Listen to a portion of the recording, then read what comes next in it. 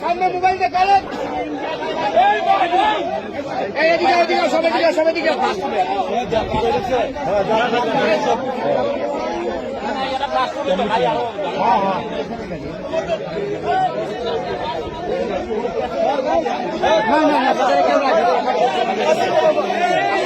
ভাই ভাই একটু ব্যস্ত হবো বামরাইল বাটাদরের মাঝখানে রাস্তার উপরে গ্রিন লাইন বাস আগুন লাগবে তো পিছনে ভাই আপনারা পিছনে